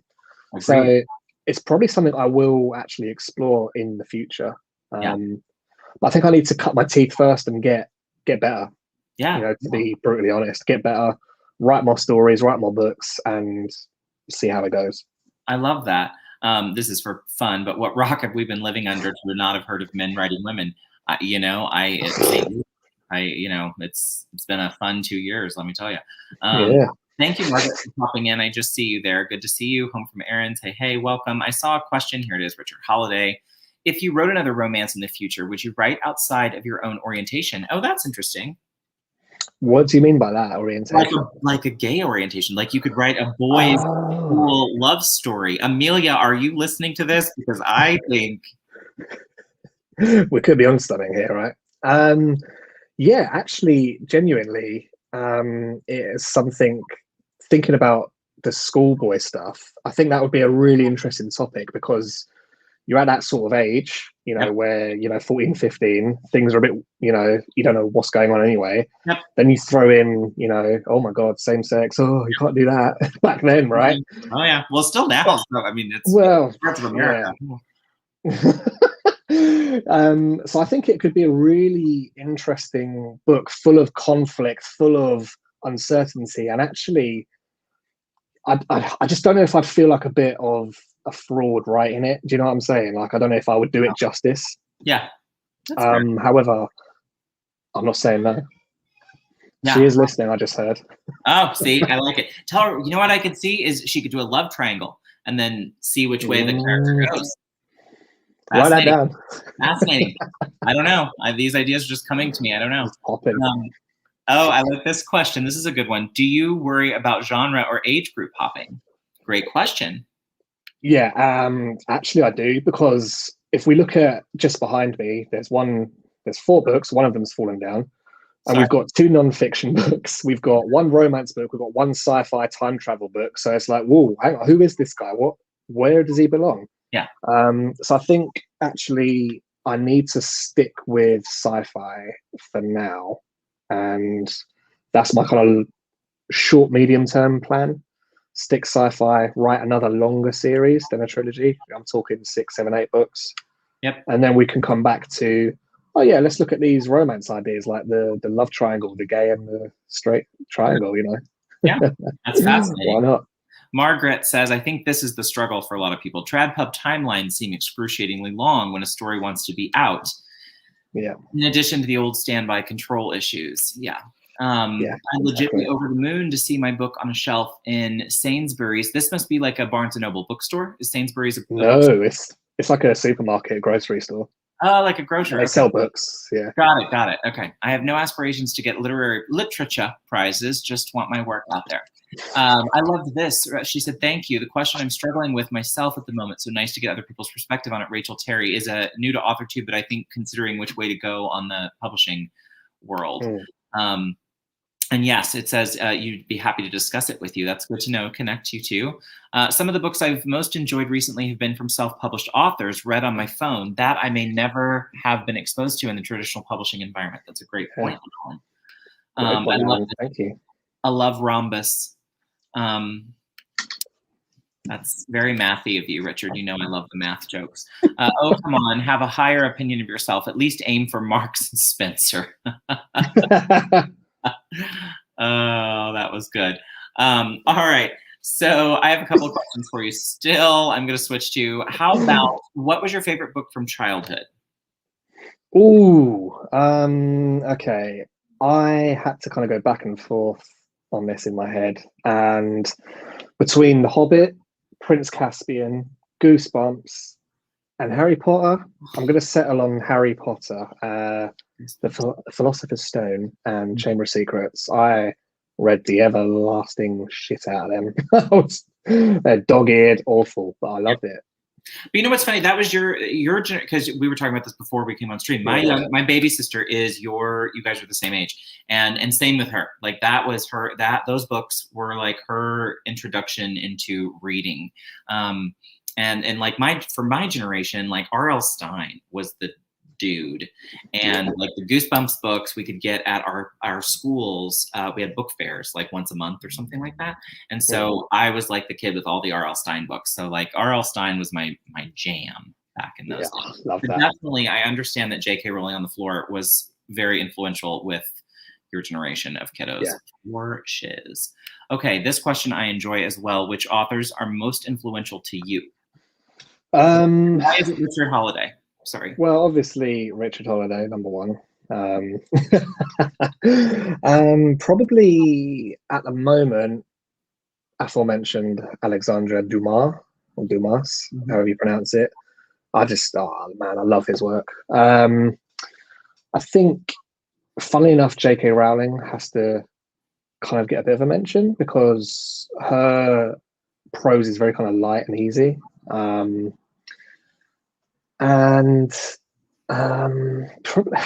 guess those two really are the main influences right now. Dan Brown as well, actually. It's quite light, easy reads. Well, actually, The Count of Monte Cristo isn't light, and nor is Three Musketeers, but both kind of dark. But yeah. Thank you for coming on. I'm good to see you. Thank you. Thanks. Yeah. Okay. Well, that's always what I'm interested kind of in knowing. So now talk to me about this. What about, because you're speculative fiction future, what sort of research are you doing? Like to come up with tech or parts of your world, or, you know what I'm saying? What's your research process look like? Yeah, for sure. I mean, again, so book one, where we've got these different locations in time. Obviously I wanted to research those particular eras and make sure I had things correct in terms of clothing, in terms of location. So that was, a few hours just trawling through Google, like Google Images, Google web page, and just kind of seeing like, what did they wear in certain place? Oh, okay, here. Right. What is that called? Oh, it's called that. Just getting those little basic things right. In terms of so I've got some military stuff in the Golden Pyramid. And again, our man Kenshaw, we know his background. And he read the military stuff and he was just like, oh my God. Like, it was so I had like a real Hollywood perception of the military, like I think a lot of us do, right? You know, we kind of see stuff in films and Yeah. Unless you're a whatever. military family. Yeah, agreed. Yeah. So I'm like, yeah, they've probably got this tech. I'll just throw that in there. And Kent was telling me like, no, they couldn't do this. And I was just like, oh no. So it was another lesson, another good learning curve, and it kind of showed me actually, do more research, because you think you do enough, and you think you do enough to get by. Actually, should have done a little bit more. Should have put a bit more into it. I'm not really selling this book, am I? It's really good. So real quick, I like this question just because of it's always a good one to ask writers. What's the weirdest thing that you've had to Google? Like if the feds came in, or I guess it's not feds where you guys live. If the Scotland Yard comes into like MI6, MI5 comes into like snoop through your computer files, like what's the weirdest thing you've searched that you'd be like, oh wow, that's weird? Again, it's not really a spoiler, actually. I think I searched Ming Dynasty clothing. I'll just leave that as that. I mean, if that's the weirdest, like, I don't know. I've looked up some ways to kill people. Like, throw it in chat what your weirdest thing you've Googled. Because listen, I think Ming Dynasty clothing is tame. That is like about as spicy as mayonnaise. I was expecting like some, something really freaky weird in there from like speculation. Like what could I could just think of a million things like future. It's all up here already. Weird stuff. All in favor of seeing Chris in a kimono. Comfortable. Is that a challenge? Mine is belladonna poisoning. Oh, I like that one. That's good. I like that. See, Rachel says it's I agree, Rachel. And Rachel's a historical fiction lover. So like, yeah, that's the kind of thing she'd be researching. And she's like, that's not that bad. Mayonnaise or salad cream. Yeah, same. Yeah. Russian political plots, late 19. Okay, see, now that's what I like to see. This is what I'm looking for, people. Give me the dirt, give me the scary ways to kill people. My husband sat down and Googled after me and been like, what's going on here? And I need to check who is the beneficiary on our life policy, like immediately. And I'm like, oh, don't worry about it. Okay, so tell me, what would you say has been your most effective form of marketing for your books? Amazon ads for sure. And I'll kind of come back to why, and I'll kind of talk first of all why Instagram wasn't what I thought it would be. I don't know if you've noticed this. Instagram engagement for me has just been dropping lower and lower and lower through the last kind of 3, 4, 5 years. Yeah. And initially I thought that was like a really good way to market yourself. And again, back when I was doing all my fitness stuff, I had aspirations of, I might land like a sponsorship for Gymshark clothing or whoever.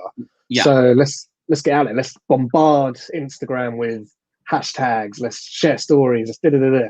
And I was, building a fairly decent following. And then one day it just hit a brick wall, and it's just never moved since. Okay. Yeah. So that I didn't even really consider doing anything like that for my author page, in terms of I didn't think about spending money on Instagram ads, for example, because I know it's just a money pit. You don't get anything from it, in my experience.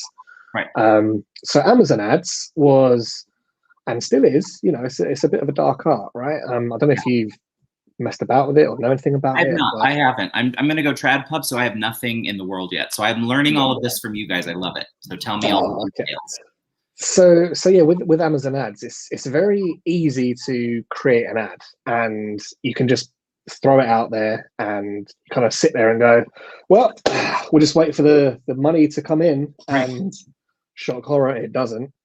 And then there's loads of like, there's free courses, there's paid courses you can take. Essentially, going back to my earlier conversation, there's all these nuggets of information. So how do you take what's right? And I've done a few free courses or challenges. Brian Cohen, I don't know if you've heard of him. I haven't. He runs like a free ad challenge on Facebook. Okay. Every quarter, I want to say, so every 3-4 months. Cool. And it's really useful because it goes through the basics of how to set up an ad, how to then do another ad, how to try and make it profitable, so on and so forth. And Yeah, to go really all the way back to your question, Amazon ads has been my most profitable way, but I'm still waiting to quit my day job. Naturally. Well, that just takes time. My friend, and I'll throw it out for anybody who hasn't heard of her, but Heidi Thorne has an amazing channel here on this, on the YouTubes, AuthorTubes. Sorry, it's late in the day and my brain's slowing down. But Heidi's amazing, and she does a study every year. She has a doctorate in business. We're kind of friends offline, but she does a study every year of sales of authors and where their sales come from and how they build over time, etc. And Heidi has said for a long time that the trick with your selling through your marketing platforms is 1 to 2% is what you can count on. So the number of people you can get in followers, as big as you can get your platform, you can count on about 1 to 2%. And your newsletter is going to be a little higher, but she still says you may not get more than 10% of those. So it's a numbers game. It's grow your numbers as big as you can to try to touch as many of that 1 to 2% as possible. So for what that's worth, guys, check out Heidi Thorne. She does whole lots of things on all of the monies and the marketings of that. But I find the advertising for Amazon interesting. So do you feel it's gotten a little pay for play, getting exposure on Amazon where it used to be more discovery based? Yeah, absolutely. I think, just through my own research, looking back on, posts from 2014, 15, whatever, you kind of see that has been the trend. And I think for me as well, when I was doing the Amazon ads, they were on a love story. I pointed to the right one, as like a standalone. And the advice is always, well, not always, but mostly to advertise your first book in a series. Idea being, people buy that book, then they buy all the read through, right? So that's how you make your profit. So for now, I'm not actually doing any ads or anything. So any sale I make is just purely, it just happens. So that's again why I want to get this trilogy done, so that I can start putting a bit of money onto book one once I've kind of, nailed it, and then see how it goes from there. Absolutely. Alan has a question. As a reader, do you prefer protagonists that you relate to in terms of your own life experiences, or characters that are completely alien to yourself? Oh man, that's a great question, Alan. Thank you very much. I personally prefer ones that are completely different, so I can, and again, it kind of comes down to the quality of the author. If they can show me this life and show me the differences to mine and take me along on an adventure and a ride, oh yeah, I'm going to be in. And that's what I want to learn about. If someone wrote a book based on my entire life, I'd be like, well, I kind of know this, and no, let's close that. So yeah, I want kind of as different as possible, to be honest. I like this question. Do you like anti-heroes? Yes and no. I feel sometimes they converge on being a little bit too edgy for the sake of being edgy. If you catch my drift, it's a bit too like, oh yeah, I'm really cool and I'm a good guy, but I'm not. And you're like, yeah, okay. So, my hat isn't white or black; it's gray. I know, like right there. So they've obviously got a place. Don't get me wrong, and they are. Yeah, I do. I do it. I think it's how you write it and how you do it. I've never been able to do it. So no, yeah, I've never tried really. So I don't know. I think it's quite hard to get it right. That's probably why I've shied away from doing it. Same. I like to keep it simple. Is your priority now on your newsletter or just selling straight to people? Well, my priority overall is getting better at writing books and writing more books. In terms of my overall scheme, if you like, newsletter, 100%. Build that up, as you touched on, Barrett. You get that numbers game going. You start to build that list. You get 1,000 people, 1% of that. Hey, that's not too bad. Get 10,000 people, so on and so forth. So yeah, I think absolutely newsletter is the way to go. Because look, if one day our Lord and Savior Jeff Bezos, whatever his name is, pulls the plug on Amazon, where do we sell our books? Okay, if you've got a newsletter, you go straight to the source, right? So critical to get that up and running. Agreed. What's the last book you spent money to own, and what's the last title you read? The last book I spent money to own was One Road In by Hannah Palmer. Oh, yes. And it just came out, everyone, and Hannah and I are talking at the beginning of next month. So, yes. And what was the second part of that question, sorry? It was, what was the last title you read? Currently still, okay, well, that's not a question, is it? Last time I read probably was Victoria Wren's Huntress. Yes, yes. The sequel to Wild Spirit. Yes, it's in my mind. Tale. Help me. Tale is in the title. If Victoria were here, she could tell me. Sorry, Victoria, I'm blanking on my brain. Can't do all the things at once. How important would you say is reading to improving your author craft? Oh yeah, it's up there with one of the most important things. If you're reading more and you're learning how authors tell you a story, you're going to just naturally pick up on things like innately how to tell a story, like beginning, middle, and end. Like what happens at the beginning? Oh, okay, and then they go on an adventure. Oh, okay, this is what happens, and then nice conclusion. And I think the more you read, especially from different authors, you're just going to get different perspectives and different tips. Like, I really like that passage. What did they do there? Oh, they did, short, sharp sentences. Let's try and implement that, Yeah. Wild Spirit, The Curse of Wynne Adler was book one, and there's a short story collection as well. So sorry, guys, that was going to drive me cuckoo if I didn't find it and answer it. So sorry about that. No, you're totally fine, Eva. Thank you for being here. Thank you, JC Carpenter, for popping in. SD Houston, Maggie, anybody I've missed that's popped in, hello, good to see you. Yes, thank you, Richard Holiday saved me, The Curse of Wynne Adler. Appreciate you, I just found it. Okay, as you're good friends with Sir Richard Holiday, are you going to dabble in horror? Yeah, I'm gonna basically tell him to tell me his ideas. I'm gonna steal all of them and go from there. No, actually, I do have one idea for a horror as a standalone, and again, that's gonna come out way in the future. I'm not focused on that right now, but yeah, I want to write in horror. Why not? I love the genre. Totally. Question: would you consider writing parallel books, different stories in the same world? Yes, I've actually heavily considered this for Original Earth. I have got some ideas for spin-offs. I'm going to do the trilogy. I'm going to let it lie. I'm going to work on my next series, and then I'll see if there is a desire to come back to that original trilogy, pardon the pun. So we'll see. Sweet. All right, Aphrodite just shouted out, yes, The Room Within, D.L. Tillery's new book just came out as well, so that's a good shout out. Thank you for that.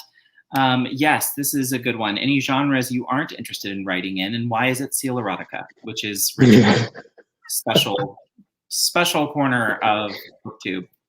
That's his area, isn't it? Got it cornered. I couldn't possibly sneak in there if I tried.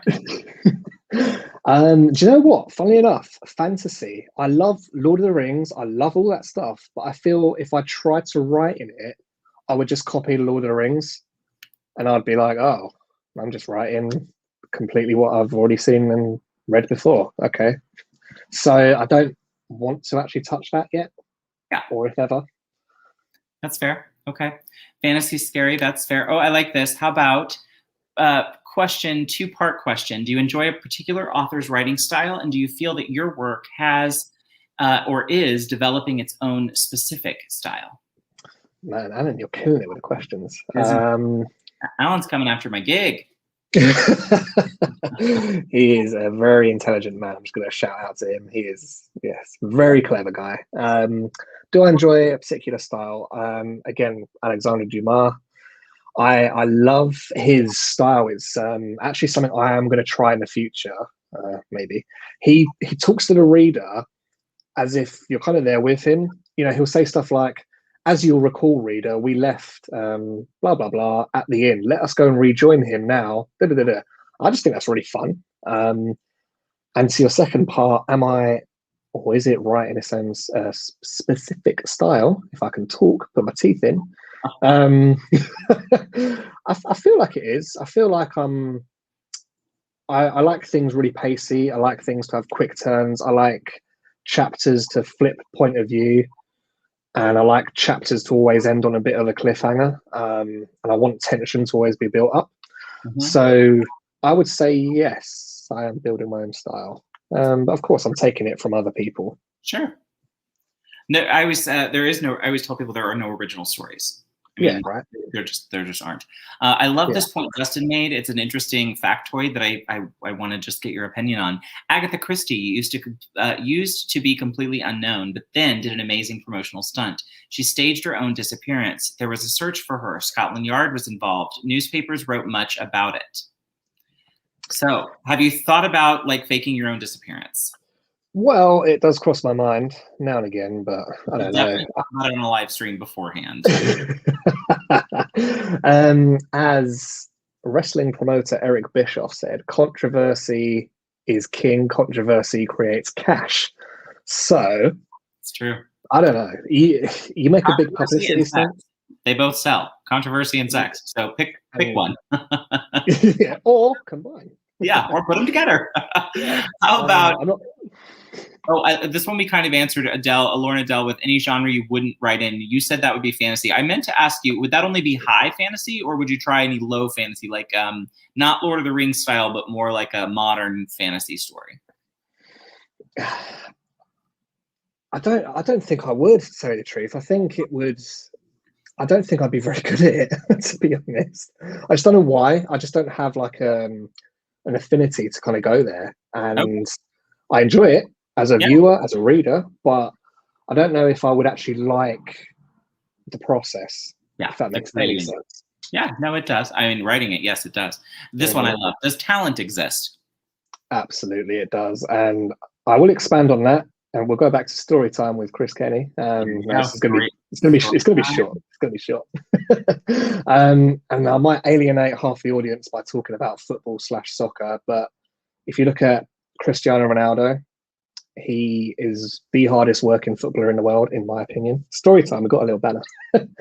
And you've got Lionel Messi, probably the most talented player of the generation. So he's got more talent than Cristiano, but Cristiano works, in my opinion, harder. So they kind of balance each other out. Okay. Does that make sense? It does. It does. That's not the end of the story time, is it? It kind of is. That was kind of my point, really. Okay. Like, talent exists. Margaret said you've lost me. I was with you with Cristiano Ronaldo until we got to where he wasn't shirtless, and then I lost me. I was like, okay, wait, circle back. But no, that was a good analogy. I appreciated it. There is a question for you here. Here it is. How did being an athlete help you in writing in any way? If so, how? It kind of just mainly helped with work ethic and being competitive. I'm kind of now competing with myself in terms of just being like, I want to write another book. I want to write it better than my last book. I want to keep writing books, and I'm not competing against anyone. It's just me. Whereas before I was competing against other people, other teams. And I think I'm always going to have that drive inside to do better and want to do better. And of course, that goes hand in hand with training, working hard, blah, blah, blah. You're doing the same thing with writing. You're always training. You're always trying to get better. At least, I'm trying to do that. And I think all of us are, right? Yeah. I just had a question that I should have asked you during the weightlifting, bodybuilding. So did you have to wear one of the little budgie smugglers? Like, were you wearing one of the little tiny bathing suits? Oh, man. So I did... Chris, why didn't you talk about this sooner? Tell me this. Let's go back. I'm sorry. Where's the banner? Story time again. It's not really a story. About the Speedos. Oh, man. So I did 3 categories in my last 2 shows. I'll start with the train wreck one first. It was called International Model, and it was basically like a catwalk kind of thing. So you had to put together this like ensemble and... Right, and I was like, loving my last one, man, my last one was awful. My first one was good. I just had like a real nice suit on, looked pretty dapper, if I say so myself. Yeah. And then for my next show, I was like, I'm gonna push the boat out. I'm gonna try and look really cool and up to date. And I had like a different colored blazer to my pants, trousers, and my shoes didn't match nothing. And my shirt, oh man, I just looked horrendous. And I came dead last. Oh gosh, you know what do they know? Well, exactly. So that was one, and there's another category called men's physique, which you wear like, board shorts, like surfer shorts kind of thing. So you're kind of almost hiding most of your legs, which don't you show those? in the bodybuilding community, men's physique is really polarizing. You've got the old school bodybuilders are like, this is absolutely ridiculous. You know, you've got to show your legs. That's half your body. Da, da, da, da. But actually, the whole thing about men's physique is you're trying to get, it's called like a V taper. So your back kind of flares out, shoulders. And it's really impressive if you can nail the look. For anyone who's never seen it, go to a gay bar and most of the bartenders will have it. There you go. Go ahead. Good tip there. And I enjoyed that. And then we come to bodybuilding, probably as we all know it and see it on stage. You know, your Arnold Schwarzenegger back in the 70s, the small kind of black trunks. And yeah, man, that was me. I think I had orange and white ones. And then I had bright blue ones. So yeah, it was kind of bare raw, and you're being judged by hundreds of people. I know. It's like it's almost like Miss America or something here. It's something. It's Margaret. This is why we're friends in real life, right here. This comment is 100% and agreed. Real quick, the reason I asked about the Speedos was because I have a friend who's doing this here. She's doing it here, and she went to buy this bathing suit. You guys, it was $785. Like, she sent me a picture of these pieces of fabric that were covering hardly anything, and I was like, where did all the money go? I was like, where did the other 700 go? Because only 85 could fit in that fabric there. So I was just shocked at the cost, the barrier of entry for the nothingness that one would then wear. Well, it's funny you mentioned cost really quickly. Like, it's expensive. She sent evidence. There you go. Yeah, it's expensive, man. Like, even entering the shows is expensive. Well, the spray tans. I mean, getting spray tanned and all the things is expensive. Man, like, I spent hundreds entering shows, and what did I have for it? I've got a couple of plastic trophies. I'm like, yes, so worth it. Ben and I have the same trainer. I've got that V shape. Unfortunately, it's upside down. Oh, it's the Christmas tree. It is. I am. That's exactly what I'm going for. So, okay, who were your biggest supporters in your writing journey, and were there any naysayers? Oh, this is a great question. Yeah, what about anybody that was kind of negative on your journey? Great question. Biggest supporters, obviously, my fiance downstairs, who's watching still, I think. Richard Holiday in the chat, Alan, who's in the chat, and our friend Ben, who lives in Hong Kong, always there. I'm very lucky to have a real lovely circle of friends who have all been so supportive. And I think the only kind of detractors, and not even naysayers, but my mum hasn't read my stuff. So I don't know if that counts as negative, but I think she's, you know, it's my stuff, right? So she's a bit kind of like, yeah, it's probably not good. Yeah, you know. My husband hasn't read mine, so. It is what it is, right? He's read Aphrodite Lee's. He's not. Okay. But no, that's okay. I'm not bitter about it. It's fine. No. It's fine. I'm over it. Okay, so what is your best Richard Holiday story for us? I should have asked you this in advance. If I'd have known the secondary school, I would have. So on your return.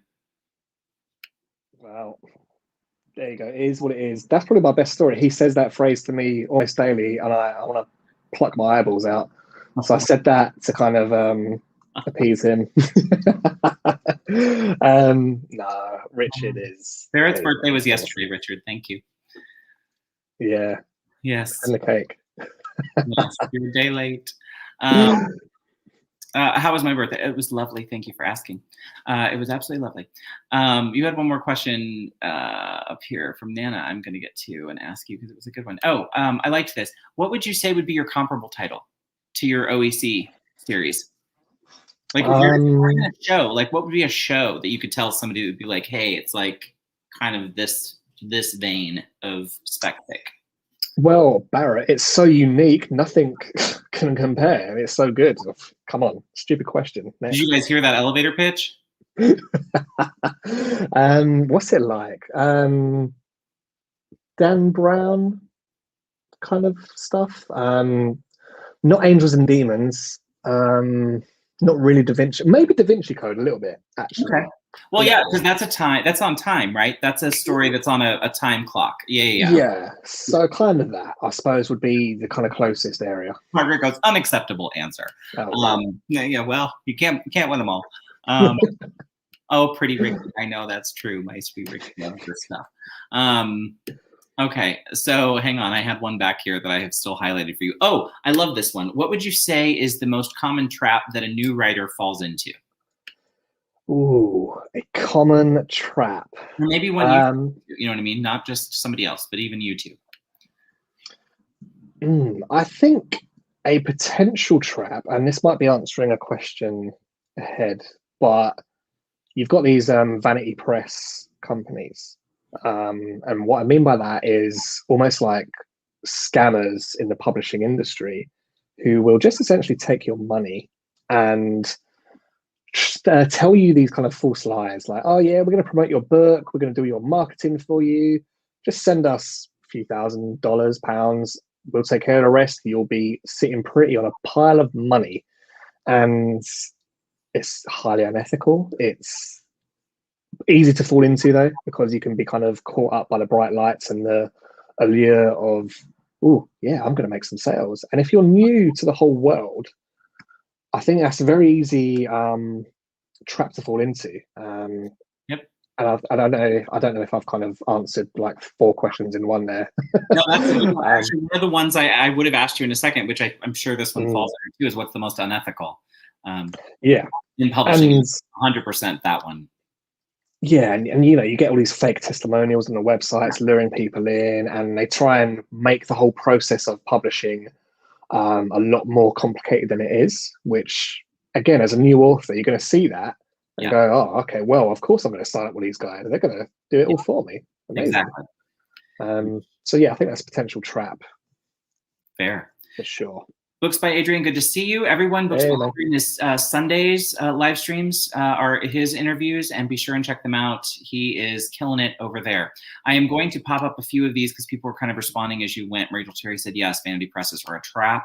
I think they take advantage of naive new authors and leave them burned 100%. Common trap for new writers, thinking that it's easy. Love that one. How many of us could agree with that on a lot of levels? Believing all of the crazy so-called rules can really hurt a new writer. Yeah, I agree with that as well. And then folks are saying, hello, I love this one. I really wish the vanity press scam was made illegal. Yeah, I do too. It reminds me a lot of like the payday lending thing, because it's a similar kind of lure to people. It's something that, you know, they know you need. If you want to self-publish, you kind of need people to help you with that, and like they just take advantage of that, and it's not cool. So let me ask you this about your covers. You said I didn't ask you anything about your covers. So tell me who did your covers for your fiction books and then your non-fic. So my non-fic was done by the same guy whose name escapes me because it's been so long. I'm so sorry for that. And he also did the love story as well. So obviously very different styles. I had obviously for my non-fic stuff, it was quite easy to kind of do because I knew what I wanted to get on there. For the love story, again, this is where I'm going to shout out Amelia. You know, this was all kind of her research and her ideas, and she reads in the genre. She knows what stands out. She knows what's good, and she kind of directed that whole thing. I just told the guy what to do. For Original Earth, I actually used the same cover artist Richard Holiday has used for Nightmare Tenant and Foundations. And I'll be honest, man, I had such a nothing brief. I again went to Amelia and I said, what do you think? What should we do? She read the book, she edited it, and she was like, well, I think we should do like a pyramid with like a world in it, and then underneath is like a reflection of a really messed up world. I was like, yeah, let's do that. And there it is. It came out perfectly.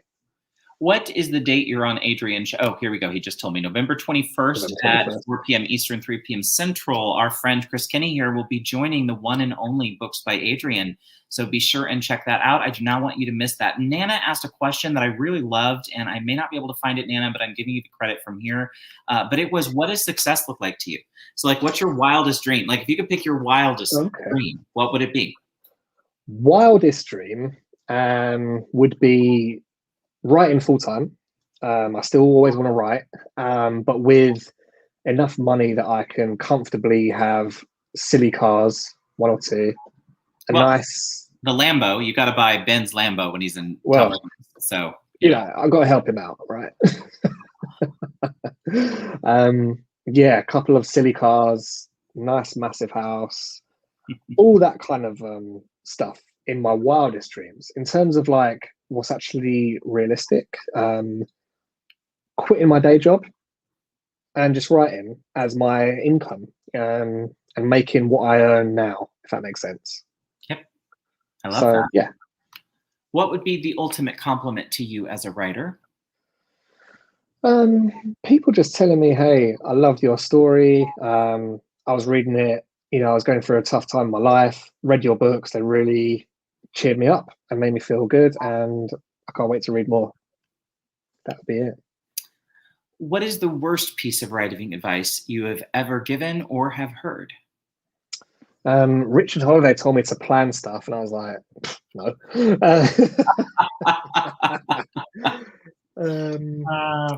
Worst advice. I've not really come across a lot of bad advice, to tell you the truth. Generally speaking, all the advice is kind of good that I've heard, and I've been given good advice. I think people can get bad advice from people with good intentions, if that makes sense. Sure. But personally, I've not experienced that. I'm throwing up. Success should be more people have read Shattered than the Bible. That would be a lot of folk. That would be a lot of people.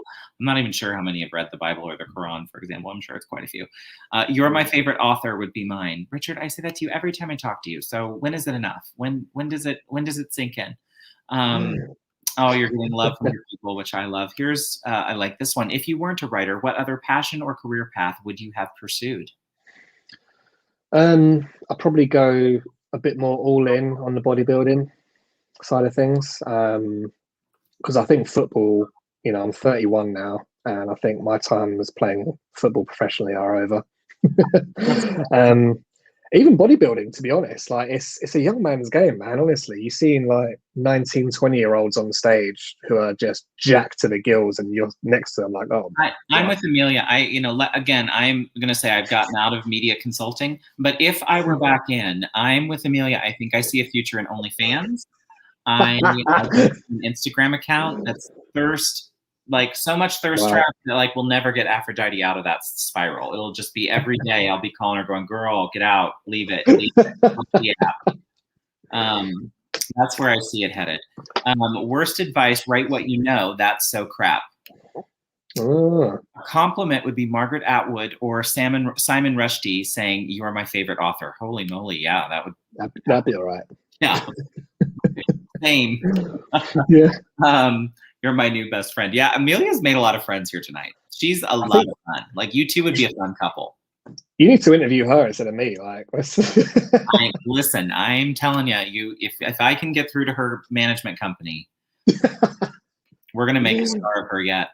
What would you say if you were to choose any animal, mascot, avatar, kindred spirit to represent you? What would it be, and why is it your cat? Well, it would be my cat because he sleeps a lot, and that's I'm all about that life, right? No, I think my answer is going to sound extremely corny and cheesy, but I don't care. I'm going to tell you, chameleon, so I can shift and change and adapt to my environment like a good writer should.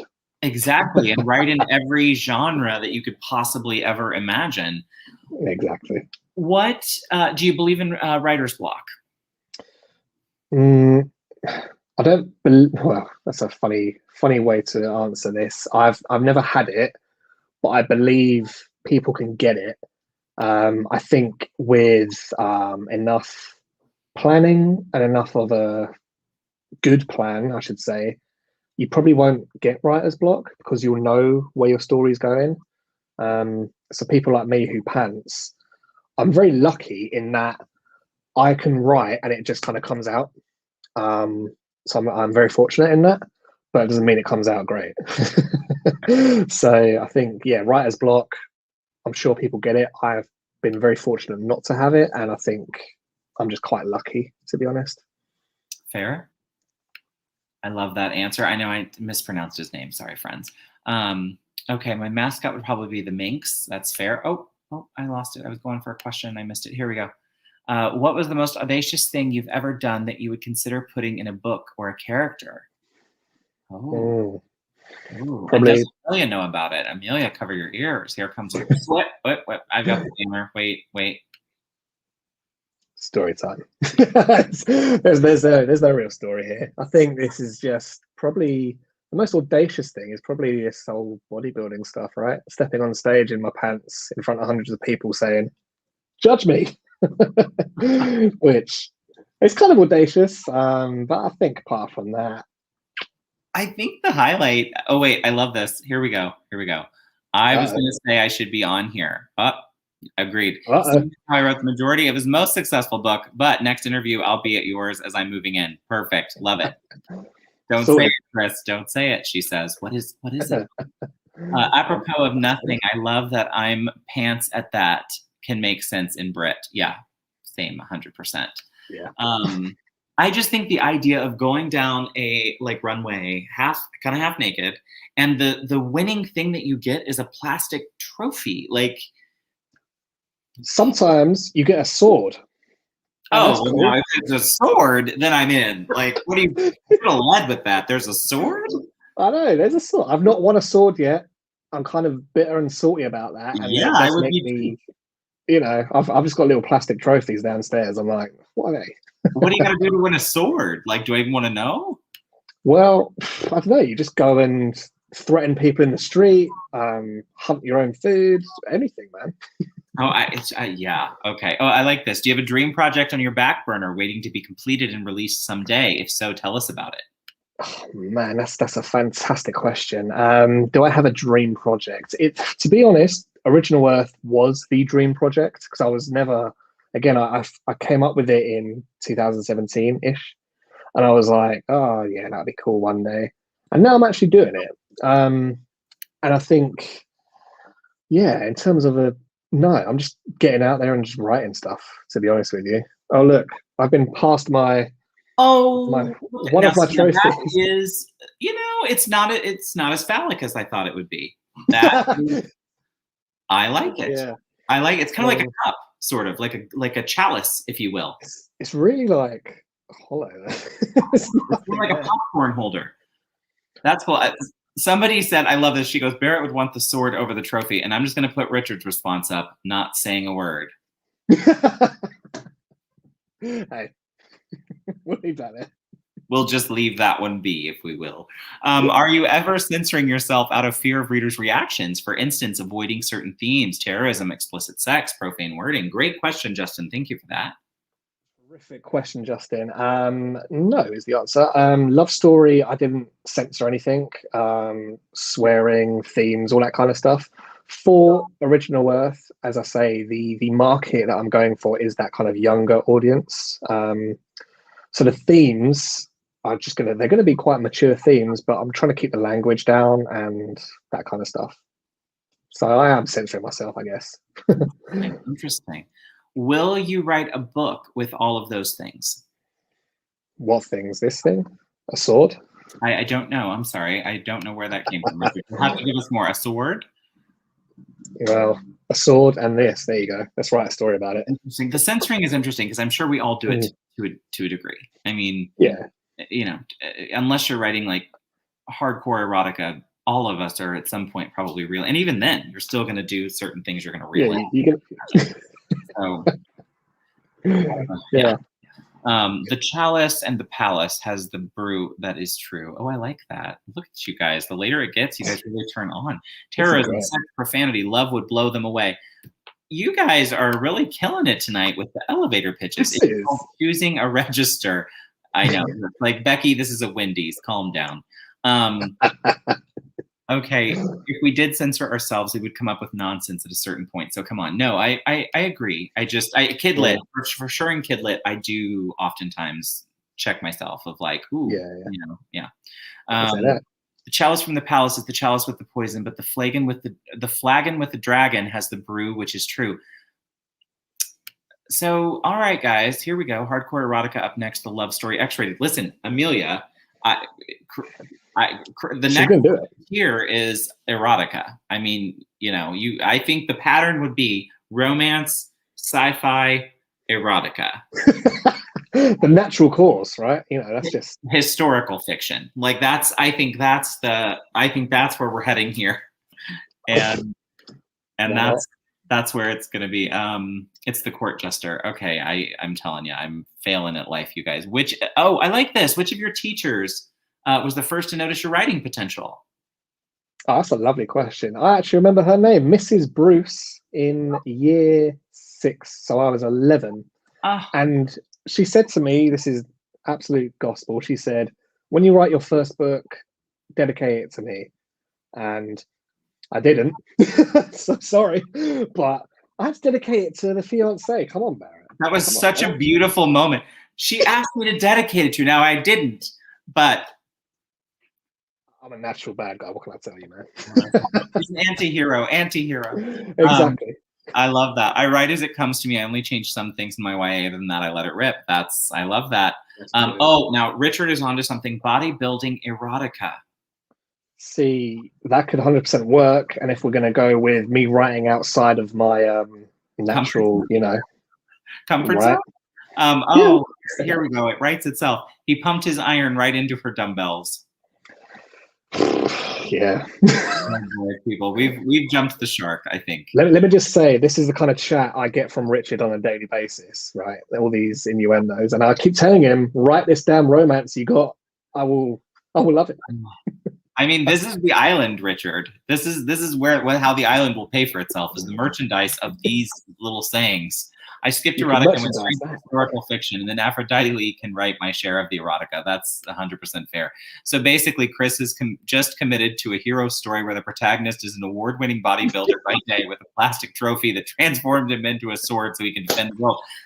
Alan, that is actually like gold. Wait for it. No, darn it. In his budgie smugglers. This is what I'm talking about. That is key. Now, if you write it for middle grade, then I'm going to be impressed. Then I'm going to go, okay. You got talent, right? You've got it. I ended up on a US no-fly list for not censoring myself in a shorty I wrote for a British anthology. Wow. That's quite impressive. I am impressed, and I want to read it, but then I'm afraid I'll end up on the list. So might end up on a list. I'm like, I want to be able to fly. I'll start a merch with all of these. Thank you. That's what I'm counting on. She squealed and thrust the plastic trophy where the sun don't shine. Creating magic in here, guys. I'm loving the energy. She squatted a heavy load. Oh, wait. Richard will not be outdone. She gasped at the length. Okay. Oh, how I love you all. Chris, this has been a lovely 2 hours. Can you believe it went? I can't believe, man. And you didn't have a bathroom break. We nailed it. I know. That was the biggest worry going into this chat, guys. I'll be honest with you. We did it. Go us. Well, I'm going to turn it over to you to kind of close out, say your goodbyes, tell folks where they can find you next. I know you've got Books by Adrian's thing coming up. Give all the deets. I'm turning it over to you, my friend, and leaving up the Storytime banner. Thank you very much. And the final story time with your boy, Chris Kenny, tonight. Just want to say thank you all for being here, for chatting, sending questions. It's been a real blast talking to you all. You can find me, all these links down below here, Instagram and Facebook at Chris Kenny Author. Drop me an email if you like, chriskennyauthor@gmail.com, and sign up to the newsletter, please. It would really help, and I'd just love to connect with you all. Newsletter sign up, chriskennyauthor.com/newsletter. And as we alluded to, you can find me coming up on Books by Adrian's channel in November. So yeah, look out for that. I'm sure it'll be a blast to see you all again and chat. And yeah, awesome time here. Thank you again, Barrett, for having me. This really was loved it. Wonderful. You are one of my favorite guests, and by you, I mean you and Amelia are two of my favorite guests. But in all seriousness, at some point in the future, reach out to me when you've got another project. Let's do this again. I cannot wait. You're a bundle of fun. All of the links are in the description box below. Be sure and buy his stuff. Don't forget that reviews save authors' lives. I love and appreciate all of you. Please stay healthy and well. Take advantage of all the links in the description box below. And with that, I will say goodbye to you all. Thank you for coming, and bye, Chris's